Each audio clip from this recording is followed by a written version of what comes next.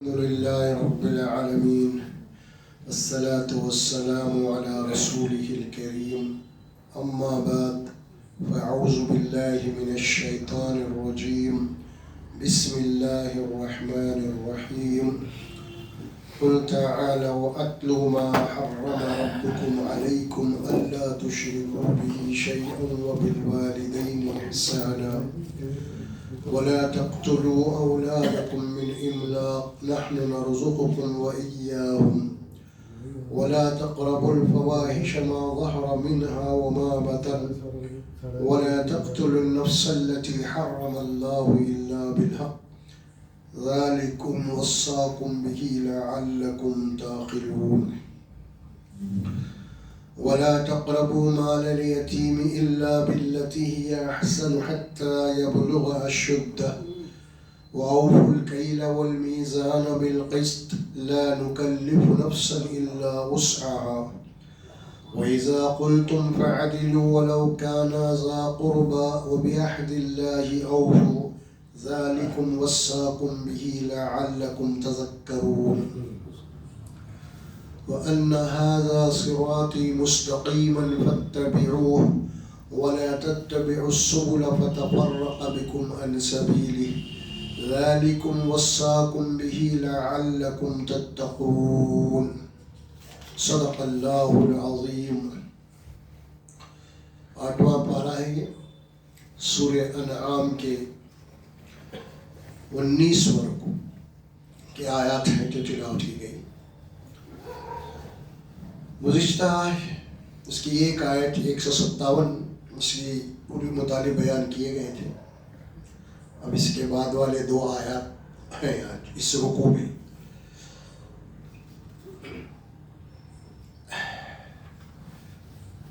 اوپر جو بات آئی تھی گزشتہ اس کی تفصیلات کہ اللہ سبحانہ و تعالیٰ نے اپنے نبی کو مخاطب کرتے ہوئے بات کہی کہ اے نبی صلی اللہ علیہ وسلم تم بتا دو ان لوگوں کو کہ اللہ نے تمہارے لیے کیا حرام کیا ہے۔ تو آپ صلی اللہ علیہ وسلم اللہ کی طرف سے یہ آیات پڑھ کے سنائے، آؤ میں تمہیں بتاؤں کہ تمہارے رب نے تمہارے اوپر کن چیزوں کو حرام کیا ہے۔ سب سے پہلی بات تو شرک ہے، یہ حرام ہے تمہارے اوپر، اللہ کے ساتھ کسی اور کو شریک کرنا۔ وبالوالدین احسانا، ماں باپ کے ساتھ احسان کرنا، یعنی ماں باپ کی نافرمانی کو اللہ نے حرام کیا ہے۔ ولا تقتلوا اولادکم من املاق، اور یہ کہ تم اپنی اولاد کو افلاس کے ڈر سے قتل مت کرو۔ نحن نرزقکم وإیاہم، تم کو بھی رزق دینے والے ہم ہی ہیں اور ان کے بھی رزق دینے والے ہم ہیں۔ ولا تقربوا الفواحش ما ظهر منها وما بطن، بے حیائی کے قریب بھی مت جاؤ، چاہے وہ چھپے طور پہ ہو چاہے کھلے طور پہ ہو۔ ولا تقتلوا النفس التي حرم الله الا بالحق، کسی نفس کو قتل مت کرو جو اللہ نے حرام کیا ہے، الا بالحق، سوائے اس کے جو حق پہنچتا ہے تمہیں۔ ذالکم وصاکم بہ لعلکم تعقلون، اللہ تبارک و تعالیٰ تمہیں اپنے ان احکامات کی تاکید کرتا ہے تاکہ تم عقل سے کام لو۔ یہ تھی ایک آیت مبارکہ جو گزشتہ، اس کی پوری تفصیل آپ کے سامنے آئی تھی۔ اب اگلی آیات جو ہیں آج کے نشست میں وہ ہیں وَلَا تَقْرَبُوا مَالَ الْيَتِيمِ إِلَّا بِالَّتِي هِيَ أَحْسَنُ حَتَّى يَبْلُغَ أَشُدَّهُ۔ دیکھیے اوپر اللہ تبارک و تعالیٰ اجمالی طور پر جو باتیں فرمائیں جو حرام ہیں، بنیادی باتوں کو اس میں سمیٹ لے اللہ نے۔ ایک تو ماں باپ کی نافرمانی، دوسری بات اولاد کے متعلق قتل، یا تیسری بات یعنی بے حیائی کے جتنے کام ہیں وہ سب حرام ہیں، اور قتل نفس یہ بھی تمہارے پر حرام کر دیا گیا ہے۔ اب اس کے بعد اللہ تعالیٰ مال کے متعلق فرمایا۔ دیکھیے مال اصل چیز، کیونکہ انسان جو ہے دنیا میں سب سے زیادہ مال سے محبت کرتا ہے اور اپنی اولاد سے محبت کرتا ہے۔ یہ 2 باتیں قرآن میں آئی ہیں نا، کہ تمہارا مال تمہاری اولاد کہیں تم کو اللہ کی یاد سے آخرت سے غافل نہ کر دے، کیونکہ مال و اولاد کی محبت ایسی ہے انسان کو پوچھے مت۔ تو یہاں فرمائے کہ مال کے سلسلے میں کہ تم یتیموں کے مال کے قریب مت جاؤ یہاں تک کہ وہ سن بلوغ کو پہنچ جائے. اللہ باللتی حسن بھی شرط لگے رہے. یتیموں کے مال کے قریب مت جاؤ اللہ یہ کہ احسن طریقے سے، یعنی مطلب یہ ہوا کہ اس کے مال کی حفاظت کے لیے جاؤ تم، تاکہ مال کو ہڑپ کرنے کے لیے، اور پھر اس کا مال تم کو واپس کر دو جب کہ وہ ہوش مند ہو جائے، عقل والا ہو جائے، ہے نا، عقلی صلاحیت اس کے پاس آ جائے. اس وقت 2 گواہوں کو سامنے رکھتے ہوئے اس کا مال اس کو اس کے حوالے کر دو، اور جب تک عقل نہیں آئی اس کو اس کا مال اسے حوالے مت کرو، اس کے مال کی حفاظت کرو. یہ اہم بات ہے. اب چونکہ قرآن مجید جس دور میں نازل ہوا ہے نا، وہ دور تھا قبائلی دور، اس کو سامنے رکھنے کی ضرورت ہے. یعنی باضابطہ وہاں پہ کوئی ایسے قوانین نہیں تھے، کوئی ملک نہیں تھا، کوئی کنٹری نہیں تھی. وہ ہر قبیلے کے کچھ اپنے اصول تھے، خاندانی اصول تھے، اور اسی بنیاد پہ چلتے تھے. اور اس زمانے میں یتیم کا کوئی پرسان حال نہیں تھا. جو طاقتور تھا وہ مال کھا جاتا، ہاتھ صاف کر لیتا تھا. تو اسی بات کی طرف اشارہ کیا گیا. کوئی بڑھ جاتے ہیں، انتقال ہو جاتا ہے، والد کا انتقال ہو گیا تو کوئی چاچا ہے، ماموں ہے، بھانجا، کوئی بھی ہے میرا، اب اس کے اوپر یہ ذمہ داری ہے کہ اس یتیم کے مال کی حفاظت کرے. اس زمانے میں آج کا دور الگ ہے بھئی. تو قوانین ہے، آپ کے پاس سے قانون سامنے آ جائے گا، مرنے والا تو مر گیا، اگر یتیم ہے تو اس کے وارث ظاہر ہے کہ اس کی اولاد ہوگی، اب کوئی کھا بھی نہیں سکتا، اب تو خود بخود قانون اب کیا جائے گا. لیکن وہ جو دور تھا قبائلی دور تھا، خاندانی دور تھا، اس میں کوئی ایسی باتیں نہیں تھی تحریری یا قوانین. تو اس سلسلے میں ایک بڑی اہم یہی بات ہے کہ اللہ نے اس دور میں یہ حکم دیا کہ تم یتیموں کے مال کے قریب مت جاؤ الا ہے کہ اس کے مال کی حفاظت کے لیے جاؤ. تم دیکھیے آپ یہ یتیم کا لفظ استعمال کیوں کیا گیا؟ کیونکہ یتیم جو ہوتا ہے نا، وہ یتیم بے سہارا ہوتا ہے. لہذا ہو سکتا ہے کہ کچھ لوگ یتیم کے مال کی حفاظت کا دعویٰ کر کے کہ اس کے قریب جائیں، لیکن ان کی نیت خراب ہو، ہڑپ کر جائے مال. ارے بھائی میں تو حفاظت کر رہا ہوں، لیکن حفاظت کے پیچھے کہیں مال ہڑپ کرنے کا نہ ہو. آج کا دور جیسا ہے نا، دیکھ رہے ہیں آپ. تو یتیم کے معاملے میں اللہ تبارک و تعالیٰ بہت سخت احکامات دیے ہیں، کیونکہ بے سہارا ہوتے ہیں. ان کو سہارے کی ضرورت ہوتی ہے. ان کی عمر ایسی ہوتی ہے کہ ابھی ان کو دنیا کیا ہے، زندگی کیا ہے، ان کا کوئی تجربہ نہیں ہے. لہٰذا تم ان کی حفاظت کرو، ان کے مال کی، اور پھر ان کے مال میں سے ان کی عقل آئے تک، سمجھ آئے تک تم انہی کے مال میں سے مال خرچ کرو اور ان کی دیکھ بھال کرو. ہاں ایک بات اور بھی قرآن نے بتائی ہے، اگر کوئی ان کا رشتہ دار ہے، قریبی یا جو بھی ان کا یتیموں کا سرپرست بنا ہے، اگر وہ غریب ہے تو اس میں قرآن نے یہ بات کہی کہ وہ یتیموں کے مال میں سے ان کی دیکھ بھال کرتے ہوئے وہ اپنی ضرورت کے مطابق ان سے مال لے سکتا ہے، ان کے مال میں سے. لیکن انصاف کی بات ہے. اور لفظ استعمال کیا کیا گیا؟ ضرورت کے مطابق. یہ نہیں کہ تم کھا جاؤ مال ان کا، نہیں، تمہاری ضرورت کے لیے تم اس میں سے مال لے سکتے ہو. اگر تم غریب ہے، تم خود محتاج ہے، اگر ایسا معاملہ نہیں ہے تو پھر تم کو ضرورت ہی نہیں ہے، تم حفاظت کرو ان کی، ان کے مال کی. یہ قرآن کا عدل. کیا یہ قرآن کا عدل ہے، یہ اسلام کا عدل ہے. دیکھیے اب آپ، اچھا اس سلسلے میں مسلم غیر مسلم کی بحث نہیں ہے، سمجھ میں آ؟ کوئی ایمان لا لیے، اب جناب علی اس میں آپ کا کوئی رشتہ دار ہے، ابھی وہ ایمان نہیں لایا، ابھی وہ جناب علی مشرک مذہب پہ، تو آپ کی یہ ذمہ داری ہے، اگرچہ کہ مشرک کیوں نہ ہو، لیکن اس کے مال کی حفاظت کرنا اخلاقی طور پہ آپ کی ذمہ داری ہے. اگرچہ کہ وہ ایمان والا نہیں ہے، لیکن اس کے باوجود بھی اللہ نے آپ کو حکم دیا ہے کہ اس کے مال کی حفاظت کرو. یہ تو خاص طور پہ بات فرمائی گئی کہ یتیم کے مال کے سلسلے میں، اور کتنی سخت بات کہی گئی یتیم کے مال کے متعلق. یہ سورہ نساء شروع ہوتی ہے، آپ کو اس میں اللہ سبحانہ و تعالیٰ کتنی یعنی جو بات فرمائی ہے نا، بہت غور کرنے کی اللہ سبحانہ و تعالیٰ یہاں فرماتے ہیں. بڑی اہم بات آتی ہے. سورہ نساء پڑھ رہا ہوں میں، پہلا رکوع، اس میں اللہ فرماتے ہیں وَآتُوا الْيَتَامَ أَمْوَالَهُمْ یتیموں کے مال ان کے حوالے کر دو.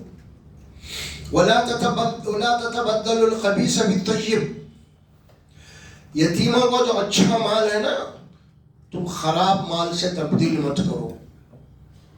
کہ وہ زمانے میں کرنسی نہیں ہوا کرتی تھی, باقی کے کچھ جانور ہوا کرتے تھے, کچھ اناج, کچھ اللہ, یہ ساری وہ چیزیں وہ ہوتے تھے نا. اب اس میں کوئی اناج اچھا ہے یا کچھ اللہ اچھا ہے یا پھر جانور اچھے ہیں, تو ایسا مت کرو کہ تم جو ہے اپنا خراب مال ان کا مال اپنا ادھر لے لو. خبردار فرمایا کہ تم وَلَا تَتَبَدَّلُ الْخَبِيثَ بِالطَّيِّبِ. جو طیب مال ہے ان کا اچھا مال ہے, اس مال کو تم تمہارا خراب مال دے کے تم تبدیل مت کرو. فرمایا اموالہم, فرمایا وَلَا تَأْكُلُوا أَمْوَالَهُمْ إِلَى أَمْوَالِكُمْ. اور یتیموں کے مال کو کھا کے ہڑپ مت کرو تم. کیا فرمایا إِنَّهُ كَانَ حُوبًا كَبِيرًا. بے شک اللہ تبارک و تعالیٰ کے یہاں بہت بڑا گناہ ہے یتیموں کا مال کھانا. اللہ سبحانہ و تعالیٰ فرما رہے یہ بات. پھر اس کے بعد اللہ سبحانہ و تعالیٰ آگے چل کے فرما رہے یتیموں کے متعلق بات آ رہی ہے یہاں پہ. وہ یہ ہے کہ وَابْتَلُوا الْيَتِيمَ حَتَّى إِذَا بَلَغُوا النِّكَاحَ. تم یتیم جو ہے نا ان کو آزماتے رہو. کس بات کی آزمائش ہوگی؟ ابھی ان کے عقل و فراست آئی یا نہیں ہے. لفظ کا استعمال حتیٰ یبلغ النکاح, یعنی نکاح کی عمر تک. یعنی آدمی جب بالغ ہو جاتا ہے تو عقل, فہم, فراست آ جاتی ہے, تو تم آزماتے رہو کہ ابھی کیا وہ اس قابل ہو گئے اپنے مال کی حفاظت کرنے کی یا نہیں. اگر وہ اس قابل ہو چکے ہیں تو پھر ان کا مال تم ان کے حوالے کرو. فرمایا یہاں پہ. اور اس کے بعد فرمایا اللہ سبحانہ و تعالیٰ کہ فَادْفَعُوا إِلَيْهِمْ, فرمایا وَلَا تَأْكُلُوهَا إِسْرَافًا وَبِدَارًا. فرمایا اور ان کے مال کو تم جو ہے نا وہ کیا کہنا ہے اسراف میں مت اڑا کے ختم کرو. فرمایا اس کے بعد پھر اللہ سبحانہ و تعالیٰ اس رکوع میں یہ بات فرما رہے ہیں کہ اب وراثت کے جو احکامات آتے ہیں. سورہ نساء پڑھیے, اس میں بہت ساری باتیں اللہ نے یہ بات فرمائی ہے. میں آپ کے سامنے پڑھ کے اسی لیے سنا رہا ہوں خاص طور پہ. اور یہ بات بھی اللہ سبحانہ و تعالیٰ یہاں فرمائے کہ جو لوگ یتیموں کا مال کھا جاتے ہیں گویا کہ وہ لوگ اپنے پیٹوں میں جہنم کی آگ بناتے ہیں. یتیم کا مال کھا جانا کیا ہے؟ جہنم کی آگ. اب یتیم کے معنی یہ دیکھیے آپ اسے کہا جاتا ہے جس کے والد کا انتقال ہو چکا ہے اور وہ ابھی بچے, اطفال, طفل ہے, اسے یتیم کہا جاتا ہے. یعنی وہ لوگ جو اپنے مال کی حفاظت میں ابھی ان کے تک زندگی کا تجربہ نہیں ہے, لہذا تم اب اس کو سامنے رکھتے ہوئے بہت ساری ایسی باتیں آ جاتی ہیں. یتیم کے معنی آپ کا بے سہارا, ایک معلوم کوئی سہارا نہیں ہے, اور پھر ان کی اپنی عمر بھی ایسی ہے ان کو خود اپنی زندگی کا ہوش نہیں ہے. تو ایسے لوگ, اب اس میں بہت ساری باتیں آ جاتی ہیں قرآن میں. صرف اب یہ معاملہ یتیم کی حد تک محدود نہیں رہا,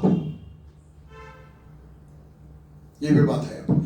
یعنی کوئی یتیم تو نہیں ہے لیکن کوئی ایسا کمزور شخص ہے, اس کے پاس جائیداد ہے اور وہ اپنی جائیداد کی حفاظت میں بے بس ہے, یعنی کچھ نہیں کر سک رہا, تو ایسے آدمی بھی ان میں شمار ہوگا. تو اس کمزور آدمی کی آپ حفاظت کرنا ہے بجائے اس کا مال کھا لیں گے آپ. بہت سارے نوابات ہیں, ان کے جائیداد ہیں, ان کے جناب یعنی ان کو معلومات نہیں تھے یا ان کی مر گئے, کوئی خاتون رہ گئی, بہت ساری جائیداد ہیں جناب یعنی. اب اس کو سب موجودہ قوانین وغیرہ کیا کیا ہے یہ سب کچھ نہیں معلوم, اور کوئی جناب گھس کے اس سے ڈاکومنٹ بنوا لے رہے ہیں, یہ کر لے رہے ہیں, یہ سب کیا ہے, یہ سب اسی زمرے میں آتے ہیں. کسی کے ناتجربے سے, کسی کی مجبوری سے آپ فائدہ اٹھانا اسلام میں بدترین گناہ ہے. بدترین گناہ ہے. کسی کی مجبوری ہے, انہیں کچھ نہیں معلوم, عدالت نہیں معلوم, یہ نہیں معلوم, وہ نہیں معلوم, یا پھر معلوم بھی ہے تو اس کو پیروی کرنے کے لیے پیسہ نہیں ہے, فرائض ساری چیزیں ہیں یہ. تو اس میں اب اس کے ساتھ تم کیا کرو, قریب جاؤ لیکن اس کے املاک کی حفاظت کے لیے جاؤ, اور جو تمہارا حق بنتا ہے تم اس میں سے لو ان سے. یہ بھی نہیں مال کھا جاؤ مت تم لو فرمانا کھا سکتے تم.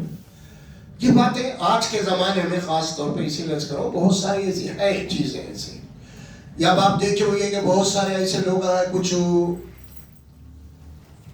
پینشنر ہیں ضعیف لوگ ہیں ان کی اولاد نہیں ہے پینشن تو مل گیا ابھی گریجویٹی اترتے خود پیسہ مل گیا 1 لاکھ 10 لاکھ 20 لاکھ 50 لاکھ ملتے ہیں نا لوگوں کو. اب جناب ان کے پاس کچھ ہے تو نہیں اب. یا پھر آج کل تو پینشن کا قصہ ہی ختم کر کے ان کو پورا پیسہ دے دیں. اب وہ پورا پیسہ لے لیے وہ لوگ گریجویٹی پورا اس کے بعد پھر وہ کھائیں گے کیا. اب یہ پیسہ اگر ان کے پاس ہے تو یہ رکھ کے کھائیں گے تو ختم ہو جائے گا. تو اب اس کو کیا کرنا پڑے گا انویسٹ گردش سرمایہ کا. اب یہ معاملہ ہے سمجھ. اب وہ لوگ مجبور ہے کچھ کرنا زندگی بھر آفس میں رہ کے آئے باہر مارکیٹ کیا ہے نہیں معلوم ان کو. اب کیا بھائی اب ایسے لوگوں کو کوئی جناب یاری میرا ہیرا مل گئی سمجھ میں آ رہا یا پھر وہ کون تھے وہ 4 مینار والے مل گئے ان کو یا پھر اور کوئی وہ ایسے لوگ مل گئے نا تو اس کا بیڑا غرق ہے سمجھو. آپ اس کو فٹ پاتھ پہ لا کے بھیک مانگنے پہ لگا دیتے ہیں. بجائے اس کے اللہ کیا کہہ رہا ہے یہاں پہ ارے وہ بے سہارا ہے لہذا ان کے مال کی حفاظت کے لیے تو ان کے قریب جاؤ تاکہ ان کا جو کیپٹل ہے وہ محفوظ ہو. وجہ ہو رہا کیا اب ہو رہا ہے کہ بھائی تو 5 لاکھ ایک لاکھ ہے تو 5,000 کو 10,000 دیتے ہیں. سب الفاظ کا استعمال کر رہے ہیں اس کے لیے. اب کو کچھ کرنا نہیں ہے صاحب ابھی یہ سلیپنگ پارٹنر تم سوتے رہو خالی ہم کھاتے رہتے ہیں. مطلب یہی ہے اس کو سلیپنگ پارٹنر ایک اچھا نکالنے والے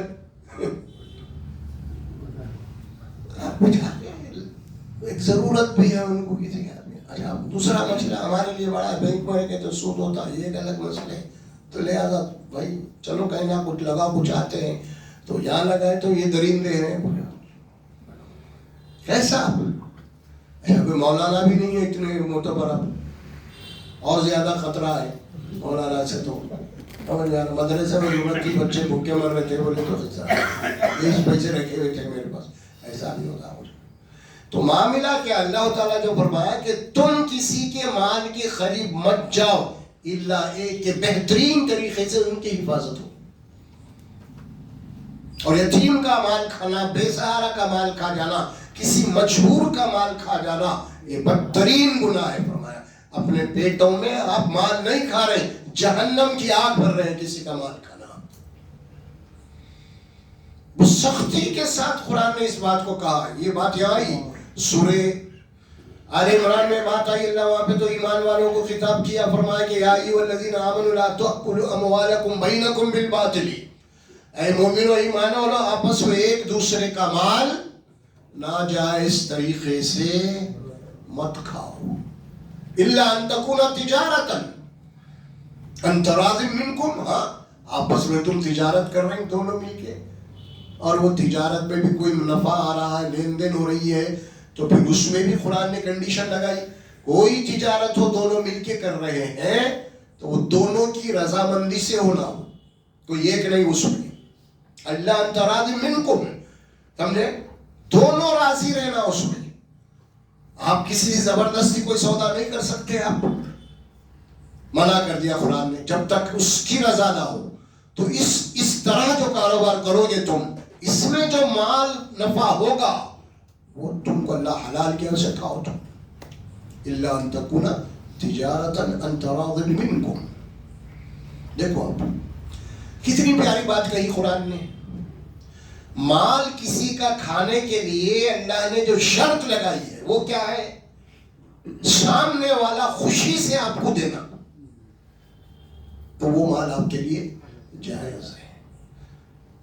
مال تو وہ دے رہا مگر اس کی رضا اس میں شامل نہیں ہے. کوئی مجبوری سے آپ کو دے رہا بھائی اگر انہیں ناراض ہو جائیں گا یا پھر کوئی غلط کام کر دیں گا انہیں بہت ساری چیزیں سوچ رہا اگر نہیں دیے تو کیا ہوئیں گا بول کے. اس کے پیچھے کچھ ہے ریزن وہ دے رہا لیکن چاہ رہا نہیں انہیں دینے کے لیے تو ایسا مال بھی آپ کے لیے حرام ہے. اس کی ایک مثال ہے، جوڑے کی رقم دے رہا انہیں 5 لاکھ روپے دے رہا، اب منگے نہیں، مگر حالات ایسے بنائے اب ہم وہاں گئے تھے، وہ بھی پسند تھی لڑکی، وہاں اتنا دیتے، بولے آپ منگ رہے نہیں، مگر یہ سب گھیرا ڈال رہی ہیں، وہاں اتنا دیتے، بولے تو ہم نہیں لیے، نہیں بچے کو کیا چاہیے، فلاں سب دیے بھی تو اپنی بچی کو دے لے رہے تم لوگ، یہ سو ڈائلاگ پورے کے پورے ہیں سمجھے، فراڈ، وائٹ کالر مجرم جس کو بولتے ہیں نا، گھما پھرا کے جناب علی اب مانگتے ہیں، اب انہیں بولیں گے عقل مند کو اشارہ کافی ہے، 5 لاکھ روپے تو دے رہے ہیں اس کو آپ، تو کیا آپ یہ چیز خوشی سے دے رہے ہیں اس کو؟ نہیں، مجبوری ہے، یہ مجبوری کیا ہے، یہ رشتہ چلی جائے گا، اچھا خاصا رشتہ، چلو بھائی، پھر دوسری مجبوری میں نہیں دیے تو کیا ہے، جا زیور اوور نہیں دیے تو کل بچی کو مہینے ماریں گے وہاں گھر میں، یہ بھی ایک رہتا، یہ ساری چیزیں پیچھے، اس مال کے پیچھے، اس زیور کے پیچھے جو کچھ ہے، جو انہیں دے رہا، وہ راضی سے خوشی سے نہیں دے رہا، اس کے پیچھے ایک مجبوری ہے، اس لیے دے رہا ہے، اور یہ مال آپ کے لیے حرام ہے، ذہن میں رکھیے آپ، کیونکہ خوشی سے نہیں دے رہے ہو، کیوں نہیں دے رہے خوشی سے؟ اس کا ثبوت کیا ہے؟ اس کا ثبوت یہ ہے، آپ کا بھائی پریشان ہے، بہت پریشان ہے، بہت بیمار ہے، آگے 50,000 مانگے تو نہیں دے رہے ہیں اس کو، مگر اس کو 5 لاکھ دے رہے ہیں، نئے ویلے کو، کیوں دے رہے تھے؟ اس کے پیچھے یہ ساری چیزیں، جس مال کے پیچھے، جس فائدے کے پیچھے اگر مجبوری ہے کسی کی اور وہ مال ہم کھا رہے ہیں تو یہ حرام ہے، اسلام میں حرام ہے، کلیئر فرمایا قرآن میں، اس میں رضا ہونا اس کی، خوشی ہونا اس کی، اور یہاں تک کہ اللہ تعالیٰ نے قرآن میں فرمایا مہر لازم ہے دینا آپ کے اوپر، لیکن یہاں تک فرمایا اگر بیوی اپنی خوشی سے مہر میں کچھ کم کر دے، مہر اگر 2 لاکھ ہے تو 1 لاکھ، چلو وہ 1 لاکھ میں معاف کر دے، تو بولے یہ کھا سکتے ہیں خوشی سے، یہ بھی قرآن میں بتایا۔ تو بات یہاں پہ صرف یتیم کی نہیں ہے، بلکہ مال اصل چیز جو یہاں پہ فرمایا اللہ سبحانہ و تعالیٰ، غور کیجئے آپ، سوچئے آج کل ہمارے حالات کیا ہے نا، وَلَا تَقْرَبُوا مَالَ الْيَتِيمِ إِلَّا بِالَّتِي هِيَ أَحْسَنُ حَتَّى يَبْلُغَ أَشُدَّهُ، پوری اس کے پاس عقلی قوت آ جائے، اپنی صلاحیت آ جائے، اس کے پاس فراست آ جائے، فہم آ جائے زندگی کا، اس کے بعد 2 گواہوں کو سامنے رکھ کے ان کا مال ان کے حوالے کر دو آپ، یہ حکم ہے قرآن کا، اسی طرح کسی کا مال نہیں کھا سکتے آپ۔ قرآن مجید کی وہ آیت بنیادی حیثیت رکھتی ہے، اس میں سورہ نساء کی تقریباً یہ بھی کہ لا تأكلوا أموالكم بينكم بالباطل إلا أن تكون تجارة عن تراض منكم ولا تقتلوا أنفسكم إن الله كان بكم رحيما ومن يفعل ذلك إلا عدوانا وظلما فسوف نصليه نارا، جو کوئی بھی کسی کا مال ناحق کھائے گا، زیادتی کر کے کھا جائے گا، ان قریب ہم اس کو جہنم کی آگ میں ڈالنے والے ہیں۔ قرآن کے کیا کہہ رہا قرآن؟ وَمَن يَفْعَلْ مِنْكُمْ إِلَّا عُدْوَانًا وَظُلْمًا فَسَوْفَ نُصْلِيهِ نَارًا، کسی کا بھی مال اگر آپ ناجائز کریں گے، جس کا کوئی حق آپ کو نہیں پہنچتا، تو ایسے کو ہم ان قریب جہنم میں ڈالیں گے، وَكَانَ ذَلِكَ عَلَى اللَّهِ يَسِيرًا، اور ہم کو کوئی مسئلہ نہیں ہے تم کو جہنم میں ڈالنے کا، بہت آسان ہے ہمارے لیے، کوئی ہم کو پوچھنے والا نہیں ہے کیوں ڈالے ان کو، یہ کلیئر کر دے اللہ سبحانہ و تعالیٰ۔ لیکن آج حلال و حرام کی کوئی تمیز باقی نہیں ہے ہمارے پاس، خاص طور پہ آج کے دور میں، اور حدیث میں بھی یہ بات ہے ایک دور ایسا آنے والا ہے میری امت کے اوپر، اس کو اس بات کی فکر ہی نہیں ہوگی جو مال میرے پاس آیا یہ حلال ہے یا حرام ہے، بس آ رہا آنے تو ختم برخاست۔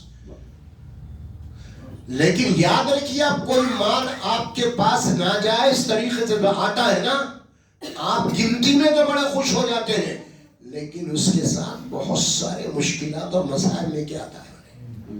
آپ سمجھ رہے ہیں کہ اچھا کھا لیا, اچھا مانا گیا, فنا ہو گیا, اس کے بعد کئی مشکلات, کئی مسائل لے کے آتا ہے. اللہ بھی ناراض ہے. آپ جس کے اوپر ظلم کر کے کہیں وہ بھی جناب یعنی کچھ پیدر کچھ بھی ہو سکتا آپ کو. رشوت لیے کچھ پکڑے گئے, آپ کی نوکری چلے گئے, آپ کچھ ایسا کئی چیزیں ہوتی ہیں. ایسا نہیں ہے, بچ نہیں سکتے آپ. اور پھر یہاں بچ بھی گئے تو پھر اللہ کے پاس آپ نہیں بچ سکتے. اللہ کا معاملہ تو حساب کتاب اپنی جگہ طے ہے بالکل یا طور پہ. کوئی حلال چیز آپ کے سامنے آ رہی ہے, الحمدللہ بولا کہ کھاؤ, اس کو خوشی سے کھاؤ آپ. لیکن حرام چیز کسی کی آپ کھا رہے ہیں تو پھر یہ معاملہ آپ کے لیے بڑے مسائل لے کے آئے گا. آپ ہم سمجھ رہے ہیں بہت ہوشیار ہے, اپن کھا لیا اس کا مال بولتے. انسان نہیں سمجھ رہا اس بات کو. آج کا انسان خاص طور پہ مال کے معاملے میں اسی لیے بہت سخت الفاظ استعمال کیا قرآن نے. جو لوگ کھا جاتے ہیں دوسروں کا مال, خاص طور پہ مشہور لوگوں کا مال, وہ اپنے پیٹوں میں جہنم کی آگ بھر رہے ہیں. احسن حتی یبلغ اشدہ وَأَوْفُوا الْكَيْلَ وَالْمِيزَانَ بِالْقِسْطِ. یہ تو معاملہ لین دین کا تھا, مال کھانے کا. اب اللہ تعالیٰ کاروبار کی بات بتا رہے ہیں, بزنس کی بات, تجارت کی بات بتا رہے ہیں. وہ کیا ہے؟ وَأَوْفُوا الْكَيْلَ وَالْمِيزَانَ بِالْقِسْطِ. ناپ اور تول کو انصاف کے ساتھ رکھو. ناپ اور تول میں دنڈی نہیں ہونا. ناپ اور تول میں قطعی آپ کو جناب یعنی کسی کا نقصان نہیں کرنا ہے. دو باتیں فرمائے, میزان ترازو, کیل کے معنی ناپنا, دو. تو یا قرآن نے فرمایا وَأَوْفُوا الْكَيْلَ وَالْمِيزَانَ بِالْقِسْطِ. ناپ اور تول کو انصاف میں رکھو. اس میں ذرا سا بھی ڈنڈی مت مارو. سورہ رحمان میں اللہ سبحانہ وتعالیٰ فرماتے ہیں نا وَلَا تُخْسِرُوا الْمِيزَانَ. گھاٹا مت کرو لوگوں کو تول میں. چھوٹی سی سورت ایک آتی ہے آگے چل کے, سورہ مطففین, وَيْلٌ لِّلْمُطَفِّفِينَ الَّذِينَ إِذَا اكْتَالُوا فرمایا اور وزنوا. جب لوگوں سے مال لیتے ہیں یستوفون, پورا لیتے ہیں. جب لوگوں کو دیتے ہیں تو ڈنڈی مار کے دیتے ہیں. اب اس میں ناپ اور تول میں کمی کرنا. اور دوسری بات کیا ہے اس میں, ناپ تول کے علاوہ مال میں کیا ہے. قرآن کوئی بات کہتا ہے نا تو بہت وسیع معنی ہوتے ہیں اس کے. ناپ اور تول میں کمی مت کرو, ڈنڈی مت مارو. اب اسی طرح مال میں کوئی ملاوٹ مت کرو. یہ بھی وہ چیز ہے ملاوٹ کرنا. اور آج جو بزنس چل رہا ملاوٹ کا, اللہ محفوظ رکھے. چار ملاوٹ. ہم تو خالی وہ دودھ میں پانی بول رہے تھے, سمجھ میں.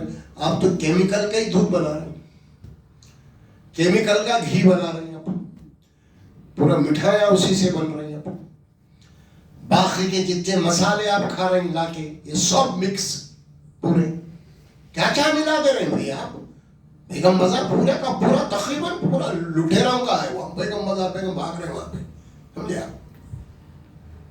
یہ سب کیا ہے, جتنی پیسی ہوئی چیزیں ہم لے رہے ہیں نا مارکیٹ سے وہ سب مکس ہے. یہ بات یہ نہیں کہ ہمیں باضابطہ ضابطے سے اعداد و شمار ہے گورنمنٹ کے اس کے اندر جناب یعنی جہاں ریٹ ڈالے وہ پوری ڈیٹیل ہے اس کے سامنے باضابطہ. کہاں انہوں نے پکڑے ہیں, ہے نا. یہاں تک کہ مرغیاں بانٹ کریں. مرغیاں مر جا رہی تو وہاں سے لا کے کھلا رہے ہیں آپ, سستے میں مل رہی ہیں. مری بھی مر گئی. اب ظاہر ہے کہ جہاں پہ 5,000 10,000 مرغیاں ہیں تو اس میں روزانہ کچھ نہ کچھ مرے ہوئے نکلتے ہیں. آپ نہیں نکلتے. اب وہ لا کے آپ کھلا رہے ہیں. آپ چکن 65 بول رہے ہیں اس کو, یہ بنڈیوں پہ انڈیوں پہ بک رہے ہیں, آپ دبا کے کھا رہے ہیں. آپ کیا ہے یہ. ارے بھائی بہت سستا دے رہا ہے. سوچو, ارے ایک مسلمان کو چاہیے جو بھی کھا رہا پہلے یہ معلوم کرے کہ وہ حلال ہے یا حرام ہے. اس کے پیچھے کیا بچنا چاہیے آدمی کو. یہ ڈنڈی مت مارو. اور خصوصاً یہ قوم تھی شعیب علیہ السلام کی, اور وہ قوم کے اوپر عذاب اسی لیے آیا کہ صرف ناپ اور تول میں ڈنڈی مارتی تھی وہ قوم. یہاں آ رہی سورہ ہود میں یہ بات آتی ہے دیکھیے اب یہاں اللہ سبحانہ و تعالیٰ فرما رہے، یہ دیکھیے آپ شعیب علیہ السلام اپنی قوم کو نصیحت کر رہے ہیں، وَإِلَىٰ مَدْيَنَ أَخَاهُمْ شُعَيْبًا قَالَ يَا قَوْمِ اعْبُدُوا اللَّهَ مَا لَكُم مِّنْ إِلَٰهٍ غَيْرُهُ۔ شعیب علیہ السلام نے اپنی قوم سے کہا، اے میری قوم اللہ ہی کی عبادت کرو، اسی کی بندگی کرو، اس کے سوا تمہارا اور کوئی الہ نہیں ہے۔ وَلَا تَنْقُصُوا الْمِكْيَالَ وَالْمِيزَانَ، ناپ اور تول میں ڈنڈی مت مارو تم۔ کیوں؟ اس کے بعد کہہ رہے ہیں شعیب علیہ السلام، انی اراکم بخیر، میں تمہیں اچھی حالت میں دیکھ رہا ہوں کھاتے پیتے۔ اگر یہ حرام کھاتے کھاتے گئے تو اس کے بعد آپ فرماتے ہیں انی اخاف علیکم عذاب یوم محیط، اگر یہی تمہاری ڈنڈی مارنا، یہی ملاوٹ رہی ہے تو مجھے اس بات کا خطرہ ہے کہیں اللہ کا عذاب تم کو گھیر نہ دے۔ یہ وارننگ دے رہے ہیں، ابھی تو اچھے کھاتے پیتے کے مال کی ہرس میں آ کے تم کوئی ملاوٹ کرو گے تو ملاؤ۔ یہ فرمایا اللہ تعالیٰ بقیت اللہ خیر لکم ان کنتم مومنین، جو کچھ بھی تم کو محنت کرنے کے بعد اکل حلال مل رہا ہے اسی میں تمہارے لیے بھلائی ہے، باقی جو بھی ہے اسی میں تمہارے لیے بھلائی ہے۔ فرمایا وَمَا أَنَا عَلَيْكُمْ بِحَفِيظ، میں اپنی بات پہنچا دی ہوں، پھر حالات برے ہو گئے تو میں تمہارا ذمہ دار نہیں ہوں، تمہارا محافظ نہیں ہوں، تم اپنی خبر لے لو۔ اور یہاں فرمایا اللہ تعالیٰ وَأَوْفُوا الْكَيْلَ وَالْمِيزَانَ بِالْقِسْطِ، اسلام معاملات سے متعلق بہت سختی سے حکم دیتا ہے۔ ہمارے پاس اس دین بولے تو خالی عبادت، نماز، روزہ، یہ وہ فلاں فلاں، کیا زیادہ زور ہمارے پاس نمازوں پہ، روزوں پہ، داڑھیوں پہ، جناب یعنی لمبے جھپوں پہ، سمجھ میں یعنی کیا ہے شملوں، اس سے زیادہ اس پہ ہے۔ یہ نہیں دیتا اسلام اس بات کی آپ کو، یہ تو سب سالمی چیزیں رہی ہیں، سمجھ میں آ رہا؟ اسلام جو زور دے رہا آپ کو آپ کی عملی زندگی، یعنی مطلب یہ کہ آپ کے عمل سے کسی دوسرے انسان کو تکلیف اور نقصان نہیں پہنچنا، یہ اسلام کا بنیادی حکم ہے۔ آپ کی لمبی داڑھی ہے، لمبا جملہ، آپ 10 بار حج کر چکے ہیں، فلاں ہے، فلاں ہے، عالم ہے، سب کچھ ہے، لیکن آپ کی ذات سے لوگوں کو جو نقصان پہنچ رہا ہے تو آپ کی نمازیں، آپ کی روزے، آپ کا حج آپ کو کام نہیں آنے والا ہے۔ اسلام کو آپ بدنام کر رہے ہیں ایک معلوم ہے۔ آپ نماز پڑھ کے حج کر کے آ کے بھی وہی ملاوٹ کے کاروبار آپ کے ہیں، وہی دھوکے کے آپ کے کاروبار ہیں، سمجھ میں حاجی صاحب بھی ہے، آپ پھر وہی ہے، تو پھر یہ اسلام نہیں ہے، اسلام نہیں ہے۔ رسول اکرم صلی اللہ علیہ وسلم جب بھی منبر پہ تشریف فرماتے اور خطبہ دیتے تو 2 باتوں کو اس کے اندر بار بار ذکر کرتے ہیں۔ وہ 2 باتیں کیا ہے؟ حدیث میں بات آتی ہے، آپ صلی اللہ علیہ وسلم نے فرمایا وہ یہ ہے لا ایمان لہ لمن لا امان لہ، جو امانت دار نہیں ہے اس کے پاس ایمان نہیں ہے۔ خطبے میں بول رہے ٹھہر کے، امانت دار، کاروبار میں امانت دار، لین دین میں امانت داری، اگر یہ ہے تو تمہاری نمازیں، تمہارے روزے تمہارے کام میں آئیں گے، نہیں تو پھر یہ تمہارا دین صرف یہ دھوکہ اور فریب ہے، صرف لوگوں کو بتانے کے لیے۔ لا ایمان لہ لمن لا امان لہ ولا عہد لہ لمن لا ولا دین لمن لا عہد لہ، اور جو وعدے کا پابند نہیں ہے وہ دیندار نہیں ہے۔ لمبی داڑھی ہے، شملہ ہے، سب کچھ ہے، مگر اس کی زبان خراب ہے، وعدہ خلافی کر رہا انہیں، تو وہ دیندار نہیں ہے۔ وہ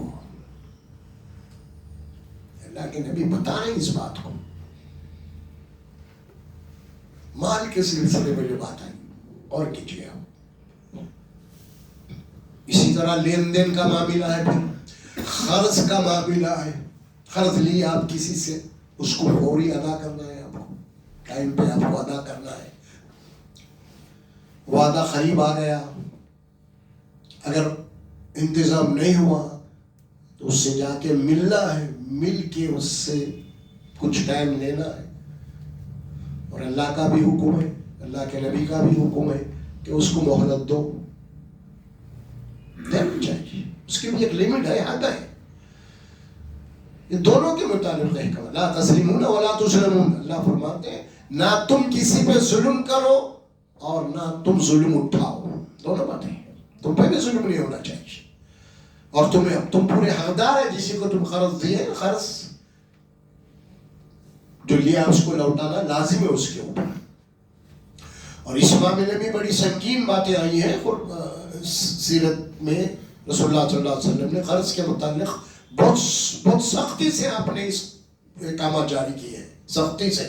بلکہ یہاں تک آپ پڑھتے ہوں گے نا، مسجد نبوی ہے اور مسجد نبوی کے اندر کوئی جنازہ آ جاتا تو سب سے پہلے رسول اللہ جنازہ رکھنے کے بعد یہی پوچھتے بھئی یہ جنازہ آیا ہوا اس کے وارث کون ہے؟ تو یہ بنا ہے. اب نماز کے بعد لوگ کھڑے ہوئے تقریباً، تو اس میں آپ پوچھتے کہ بھئی ٹھیک ہے یہ جنازہ ہے، تو یہ سب سے پہلا سوال یہی ہوتا کہ بھائی کیا یہ میت کسی کا قرضہ باقی ہے کیا؟ مرنے والا کوئی قرضہ باقی ہے کیا پوچھتے. اگر کوئی کہتے کہ یا رسول اللہ قرضہ میرا باقی ہے، تو پھر اللہ کے نبی ان کے وارثوں سے پوچھتے بھائی کیا تم اس کا قرضہ ادا کر دو کہ میت کا؟ تو ٹھیک ہے یا رسول اللہ، تو آپ نماز پڑھ لیتے جنازہ. لیکن کبھی ایسا بھی ہوا ہے کہ قرض دار آ گئے، قرضہ ہے، میت باقی ہے اور اس کا قرض ادا کرنے والے کوئی بھی نہیں ہے. کہا بھائی اس میت کا کوئی قرض ادا کریں گا؟ تو خوب سب خاموش ہے، کوئی بھی نہیں بول رہے، جواب نہیں دے رہے. اللہ کے نبی نے میں اس کا نماز جنازہ نہیں پڑھا تھا، تم لوگ پڑھ لو.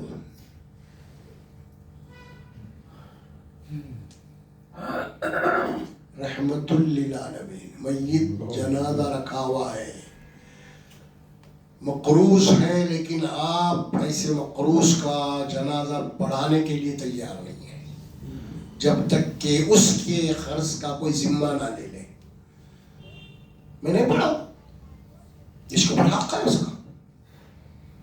کتنی سخت بات ہے. آج کیا حال ہے ہماری، لیو کھا جاؤ، بینکوں سے لے رہے بینکوں کو ڈبا دے رہے، دوستوں سے لے رہے دوستوں سے ڈبا دے رہے، تعلقات خراب، یہ وہ. بہرحال کتنے گچھے ہیں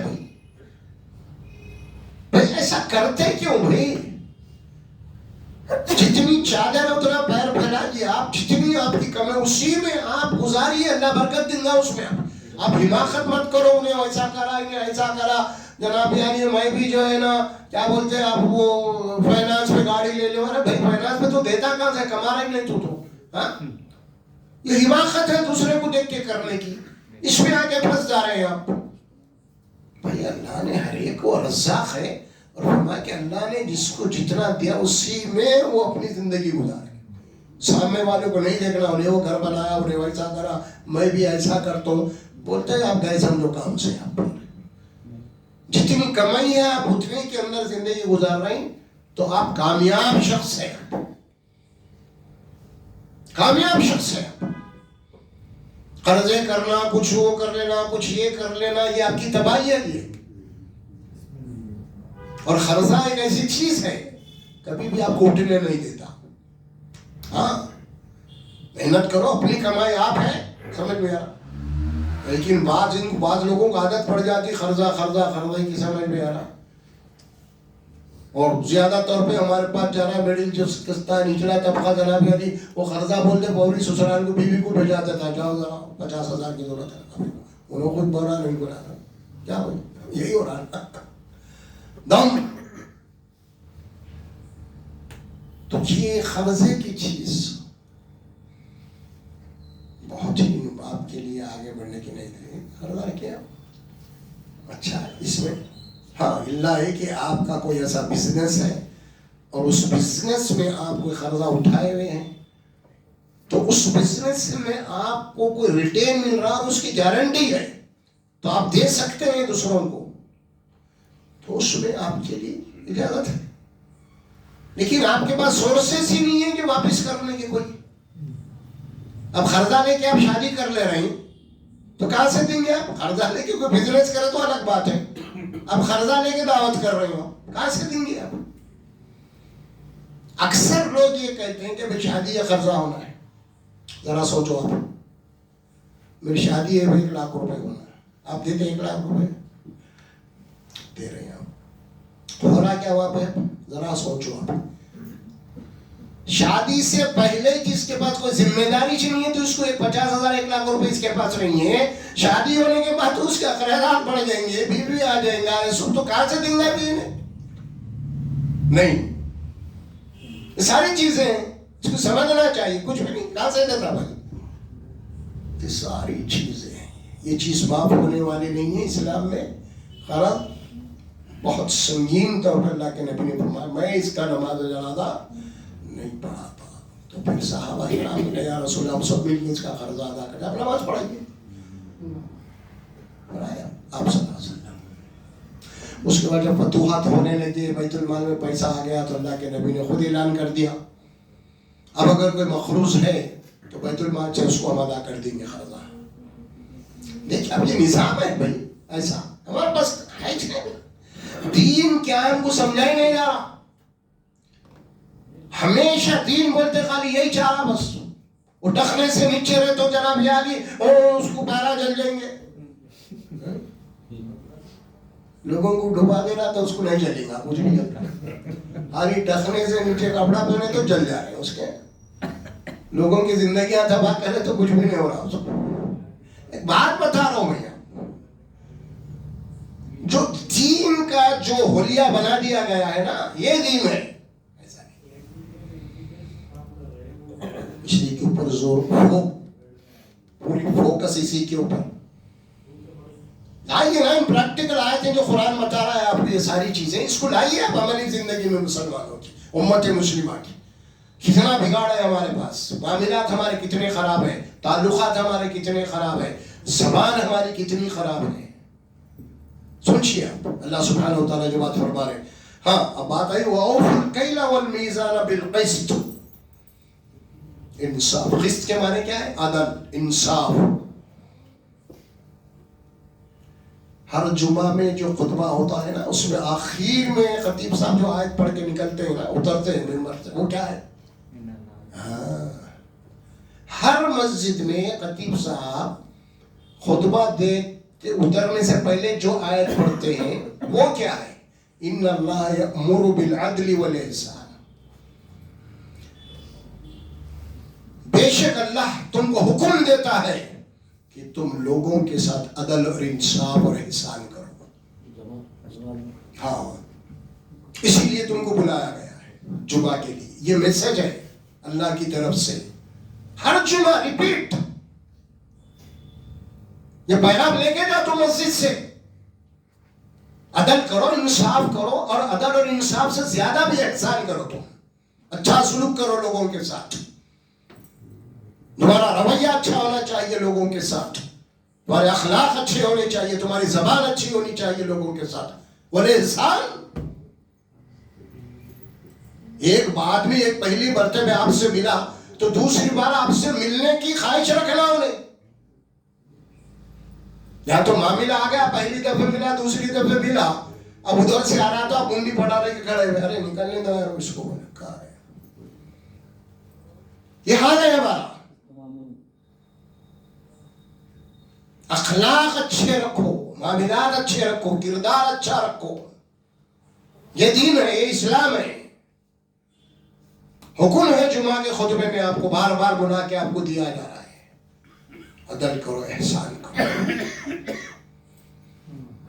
وَأَوْفُوا الْكَيْلَ وَالْمِيزَانَ بِالْقِسْطِ لَا نُكَلِّفُ نَفْسًا إِلَّا وُسْعَهَا. کیونکہ اللہ انصاف کرنے والا ہے نا. اب اسی لیے بات کو اللہ فرما رہے اللہ ایک کتاب قرآن تم کو دیے ہیں، اس کتاب میں تم کو زندگی بسر کرنے کے احکامات ہیں. اسی لیے اللہ کیا فرمائے احکامات دینے کے بعد لا نکلف نفسا الا وسعها. قرآن میں اللہ کی طرف سے جتنے بھی احکامات ہدایات ہیں اس میں کوئی حکم ایسا نہیں ہے جو بندے کی برداشت سے باہر ہو. ہم اتنا ہی حکم دیتے ہیں جتنا وہ اٹھا سکتا ہے، جو کر سکتا ہے. جو کر نہیں سکتا ہم حکم نہیں دیتے، کیونکہ ہم ظالم نہیں ہیں، ہم خود عدل کرنے والے ہیں.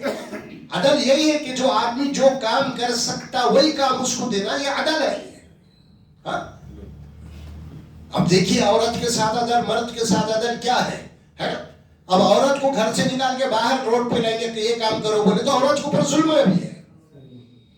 انہیں گھر کے لیے بنائی گئی ہے, اندر اس کو لا کے باہر لگا دیا آپ کام پہ.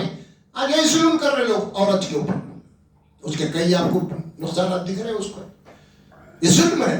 تو لا نکلف نفسا الا وسعها, اللہ تبارک و تعالیٰ کسی کو بھی اس کے اپنے برداشت سے باہر زیادہ کوئی حکم نہیں دیتا.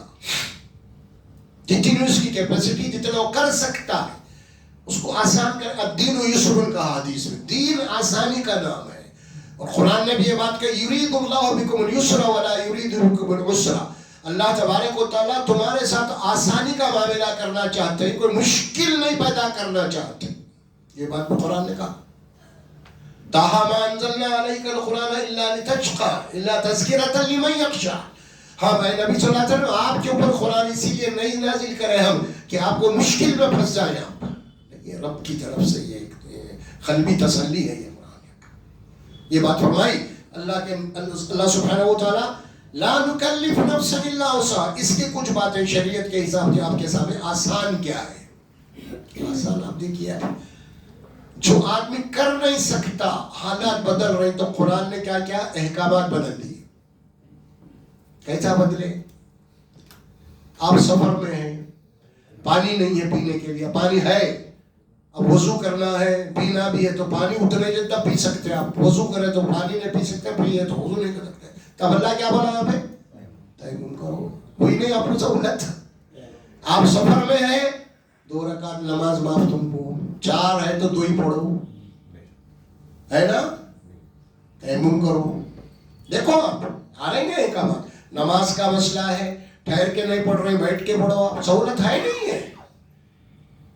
دیکھیے آپ کتنے احکامات. روزوں کا مسئلہ ہے, روزوں کو فرض کیا اللہ, اس کے بعد بولا اگر تم بیمار پڑ گئے تو بعد میں رکھو, ہے نا, بعد میں رکھو بھائی.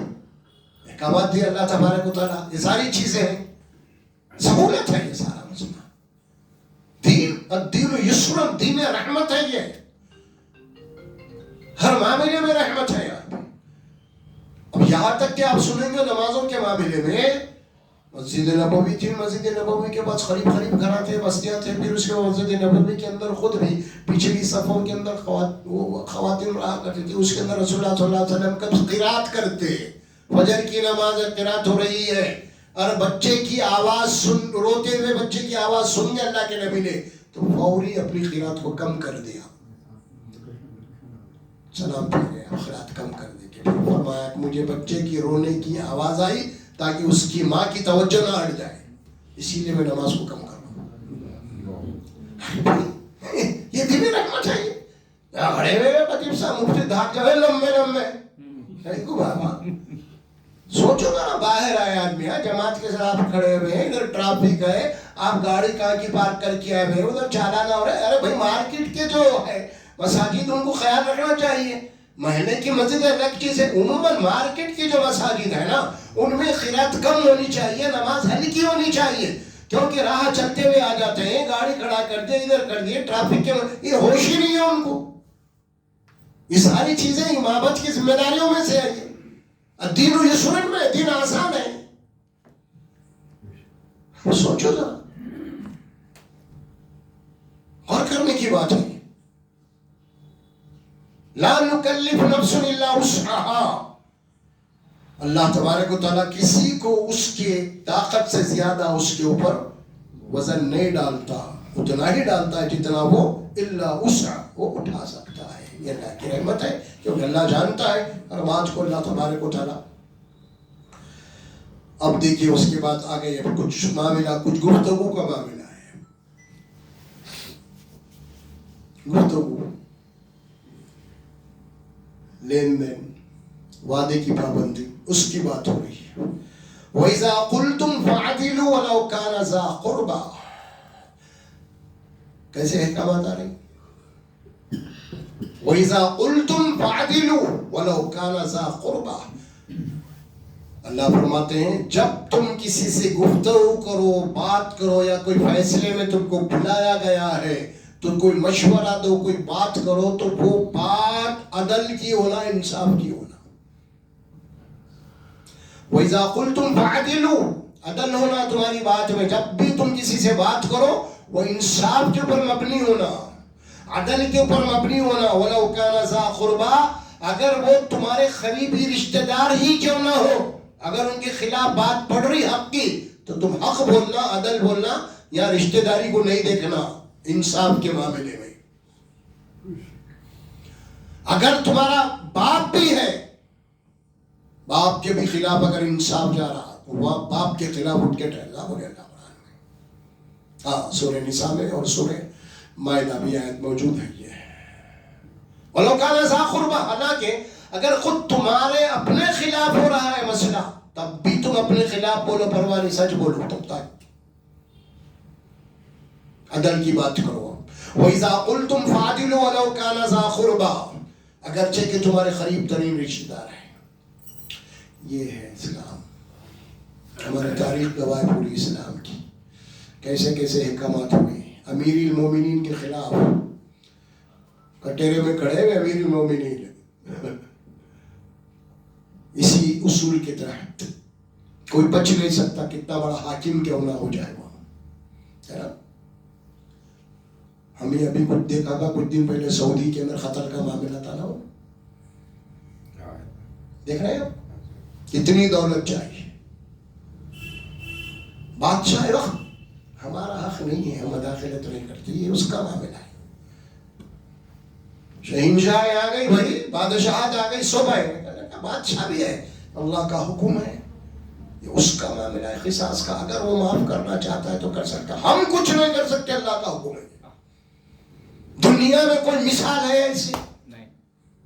بادشاہ وقت نہیں. کتنی دولت چاہیے، سب دولت، سب لا کے اپنے پگڑے اور رکھ رہے ہیں. سارا کیا ہونا، کتنی دولت لے لو.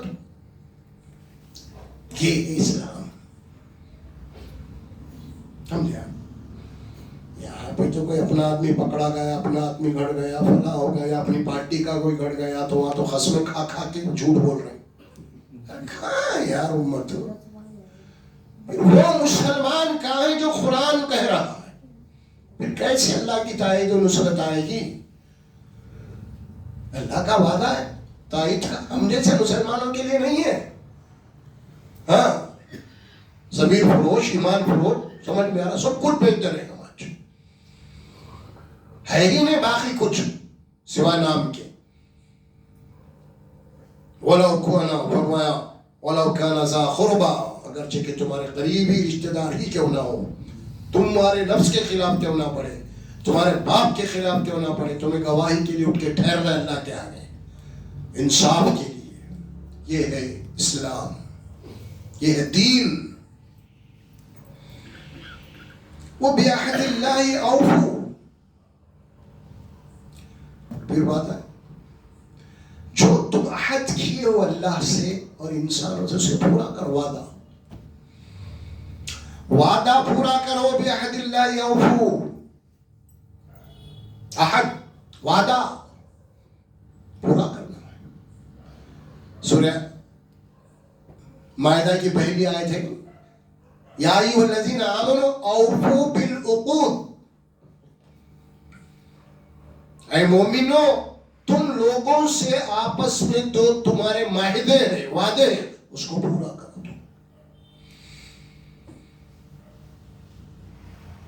جنگ کے معاملے میں یہاں تک بات آئی، دشمن آ گیا، تلوار کے نیچے آ گیا، لیکن صاحب نے چھوڑ دیا اس کو. یہ بات اللہ کے نبی تک پہنچی. کیا بات ہے؟ یا رسول اللہ میں نے اس سے وعدہ کیا تھا پناہ دینے کا، وعدے کو پورا کرو، پناہ دے اس کو. ہاں یہ ہے وعدہ، وعدہ خلافی نہیں.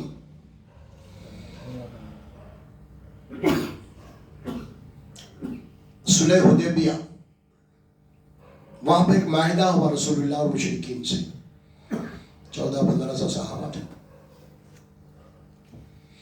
وہ معاہدے کے بہت سارے آرٹیکل تھے، شخص. اس میں ایک وعدہ یہ بھی تھا مشرکین کی طرف سے، وہ وعدہ یہ تھا ہمارا کوئی آدمی اگر بھاگ کے تمہارے پاس آئے گا تو تم واپس کرو گے. اگر تمہارا کوئی آدمی بھاگ کے ہمارے پاس آئے گا ہم واپس لے کے نہیں گے. یہ تو ظلم تھا سراسر. اللہ کے نبی بولا ٹھیک ہے, ادا کر لیا. اسی پہ حضرت عمر غضبناک ہو گئے کہ یا رسول اللہ کیا بات ہے, یہ اتنا دبکے کیوں کر رہے ہوں, حق پہ نہیں ہے کیا ہم؟ بنا وہ تفصیلیں لگے. یہ وعدہ تھا, وعدہ ہو گیا الحمدللہ.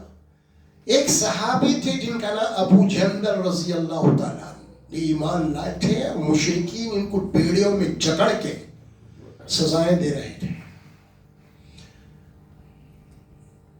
بہرحال کسی طرح وہ بھاگ کے آ گئے یہاں پہ مکے سے, وہی زنجیریں بھاگ کے آ گئے انہوں نے, کیونکہ بھائی صحابہ ہے ہمارے بچے, اللہ کے نبی ہے, اب تو سوال ہی نہیں ہے, اب تو لے کے جائیں گے. ابو جندل نام ہے ان کا. آ گئے وہ, بیڑیاں پڑے ہوئے ہیں, زخم ہے ایمان کے. اب مشرکین کی طرف سے وعدہ کیا گیا تھا, انہوں نے کہا اے محمد صلی اللہ علیہ وسلم ہمارا آپ کا وعدہ ہو چکا ہے, تم اس کو نہیں لے کے جا سکتے. اللہ کے نبی نے فرمایا کہ ٹھیک ہے. ابو جندل سے کہا ہے ابو جندل ہم مجبور ہیں, وعدہ کر چکے ہیں, آپ جائیے. آپ غور کیجئے, وہ 1400 صحابہ دانتیں چبا رہے ہیں. ہاں ہم بزدل ہیں کیا؟ 1400 ہم بھی ہیں, ماریں گے, میٹنگ شہادت یہ ساری چیزیں ہیں نا, پیش حضرت عمر ہے. اللہ کے نبی نے کہا صبر کرو, اللہ تعالیٰ کوئی راستہ نکالے گا, کیونکہ ہم وعدہ کر چکے ہیں اور وعدے کے خلاف ہم نہیں جا سکتے.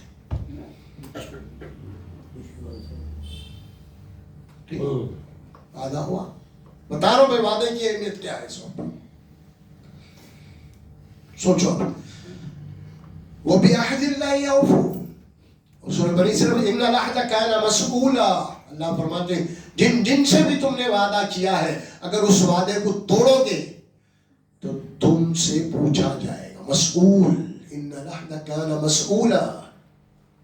اچھا منافق کے جو صفات ہے اس میں ایک صفت یہ بھی ہے نا, 4 میں سے منافق کے 4 نشانیاں ہیں, اس میں ایک نشانی کی یہ بھی ہے. وہ کیا ہے؟ وَإِذَا وَعَدَ أَخْلَفَ, جب وعدہ کرتا ہے تو خلاف جاتا.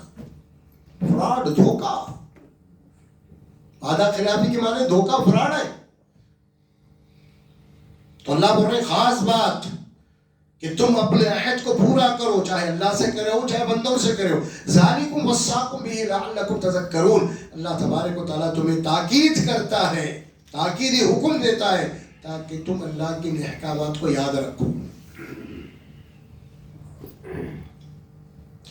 وَأَنَّ هَذَا صِرَاطِي مُسْتَقِيمًا فَاتَّبِعُوهُ. ابھی اس سے پہلے کی اور آج کی جتنی باتیں اوپر سے آئی نا, اب اللہ اس کو کیا بول رہے معلوم, یہ باتوں پہ عمل کرنے والا صراط مستقیم پہ ہے. یہی صراط مستقیم ہے اس سورہ انعام میں. وَأَنَّ هَذَا صِرَاطِي مُسْتَقِيمًا, یہی میرا راستہ ہے جو سیدھا ہے, جو سیدھی باتیں تم کو بتا رہا ہوں, اس کو یاد رکھو. مجھ تک پہنچنے والا راستہ یہی ہے, یعنی یہی کردار جو بتائے گئے ہیں آپ کو, یہ کردار ہی اصل چیز ہے, یہی سیدھا راستہ ہے. سمجھے آپ؟ ہمارے پاس الٹا معاملہ ہوگا, سیدھا راستہ تو ہر جماعت پر میں سیدھے راستے پر, ہر جماعت پر میں جنت میں جاتے ہو, کوئی تعلق نہیں ہے بھائی اس سے. وہ ایسا کیا کچھ معاملہ ہے؟ سیدھا راستہ بتو لے جائے, سیدھا راستے پہ انہیں سیدھے راستے پہ, باقی سب ٹیڑے گمراہ, کچھ نہیں ہے. سیدھا راستہ ایک ہی جو قرآن بتا رہا ہے. وَأَنَّ هَذَا صِرَاطِي مُسْتَقِيمًا, یہ بول کے اللہ کیا بول رہا ہے اس کے بعد, فَاتَّبِعُوهُ, فالو کرو ان باتوں کو, اتباع کرو ان کی, پیروی کرو ان باتوں کی, یہی سیدھا راستہ ہے. پھر اس کے بعد وَلَا تَتَّبِعُوا السُّبُلَ فَتَفَرَّقَ بِكُمْ عَنْ سَبِيلِهِ.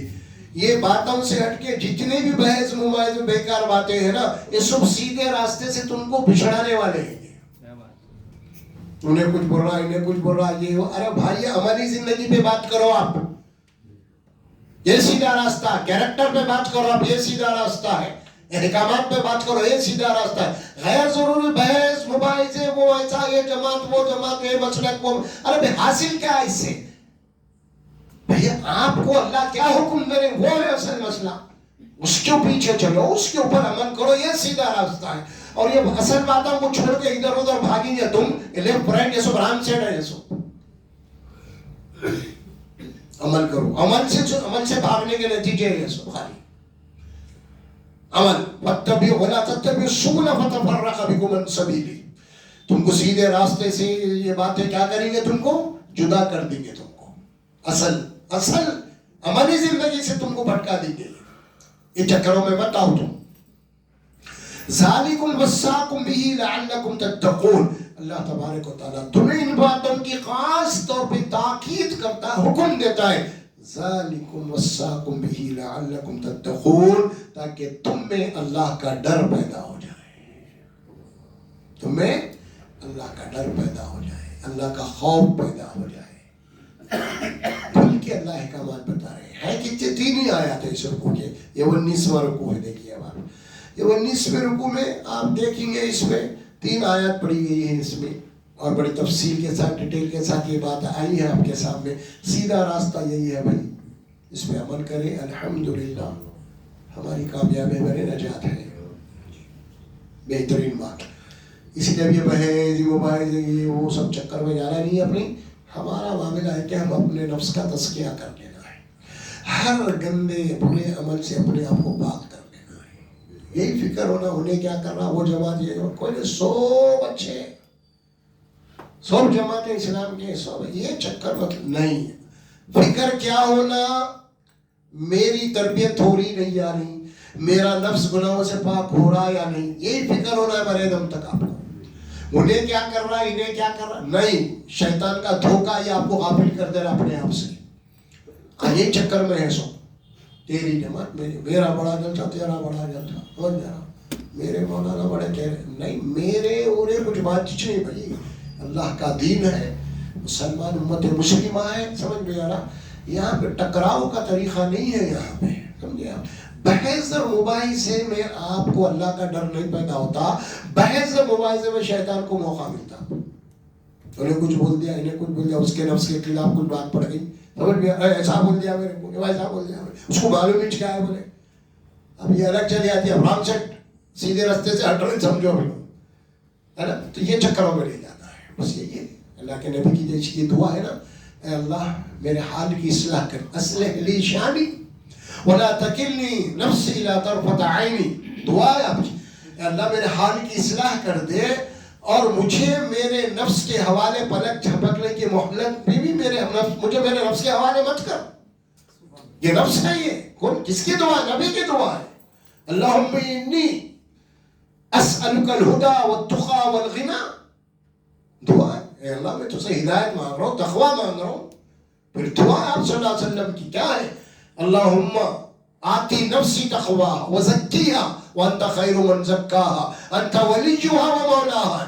اے اللہ تو میرے نفس کو پاک کر دے، ہر گناہ سے ہر خطا سے پاک کر دے، اور تو بہترین پاک کرنے والا ہے، اور تو میرا مولا، تو میرا کارساز ہے. اللہ تیرے بغیر میں کچھ نہیں کر سکتا، تیری توفیق تیری مدد چاہیے مجھے. یہ کس کے دعائیں ہیں؟ یہ کوئی بحث کوئی مباحثہ نہیں. تو یہ آیات ہے، پڑھیے آپ. سورہ 8واں پارہ ہے، یہ سورہ انعام ہے، سورت نمبر 6 ہے، پارہ نمبر 8 ہے، رکوع نمبر 19 ہے یہ. اس کو آپ گھر میں جا کے پڑھیے، ذرا یاد بھی کیجیے. 3 ہی آیات ہیں یہ، 3 آیات یاد کر لیں کہ آپ جناب علی نماز میں بھی پڑھ سکتے ہیں آپ. اور بڑی 3 آیتوں میں بہت بیسکلی باتیں ہیں اس میں، ہے نا. الحمدللہ چونکہ قرآن ہے، قرآن اللہ کا معجزہ ہے. یہ معجزہ ہے، یہ آپ کے دلوں کے اوپر حملہ کرتا ہے، سمجھے، مطمئن نہیں کرتا کبھی بھی. قرآن آپ کو غفلت میں نہیں رکھتا کبھی بھی، سمجھے.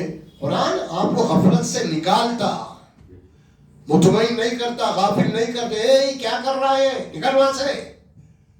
قرآن یہ نہیں بولتا جو بھی کر رہا اچھا کر رہا چل بول کے نہیں بولتا. وہ میں بولتا ہوں مولانا، ہاں ٹھیک ہے میں درود پڑھ لو ختم نجات ہو جائے گی، چل باقی تو بدما کے چل. سمجھے آپ، ایسا ہی ہوتا ہے. قرآن آپ کو نکالتا ہے، آپ کے دل کے اوپر کھٹکا مارتا ہے، آپ کے دماغ کے رگوں کو کھول دیتا ہے، آپ کے دل میں قرآن کا ایک نور پیدا کر دیتا ہے اللہ تبارک و تعالیٰ، ایک روشنی پیدا کر دیتا ہے اللہ تبارک و تعالیٰ، تاکہ اس قرآن کی روشنی کو لے کے آپ انسانوں میں چلتے اور پھرتے رہیں گے. آپ یہ قرآن بہت بڑا معجزہ ہے، اس کو پڑھتے رہیے رات دن، سمجھ کے پڑھیے، ترجمے سے پڑھیے. آپ انشاءاللہ بہت ساری باتیں آپ کو خود بخود معلوم ہو جائیں گے. آپ خود بخود قرآن آپ کی گائیڈ کرے گا. کوئی بڑے عالم ملا کے پاس جانے کی بھی آپ کو ضرورت نہیں ہے. اور ٹھیک ہے، اگر ایسے مسائل ہیں، وہ مسائل میں آپ رجوع کر سکتے، باقی معاملہ ہدایت کا ہے، عمل کا ہے، تو قرآن خود آپ کا ہادی بن جائے گا. قرآن خود آپ کو انگلی پکڑ کے لے کے چلے گا صراط مستقیم پہ. دیکھیے سیدھا راستہ ہے، اس پہ چل. تو قرآن کا معجزہ ہے. اسی لیے تو بنا پہاڑ پہ نازل کر دیتے تو پھٹ جاتے ہو، دب جاتا قرآن. یہ قرآن کا معجزہ ہم نے. آپ تو پڑھیے قرآن کو. اللہ سے دعا ہے اللہ سبحانہ و تعالیٰ مجھے اور آپ کو بولنے اور سننے سے زیادہ عمل کی توفیق عطا فرمائے. بارک اللہ لی و لکم فی القرآن العظیم ونفعنا وإیاکم بالآیات والذکر الحکیم. الحمد للہ رب العالمین والصلاة والسلام علی رسولہ الکریم. ربنا آتنا في الدنيا حسنة وفي الآخرة حسنة وقنا عذاب النار. ربنا تقبل منا إنك أنت السميع العليم وتب علينا إنك أنت التواب الرحيم. صلى الله تعالى على محمد وعلى آله وأصحابه أجمعين برحمتك يا أرحم الراحمين. جزاك الله.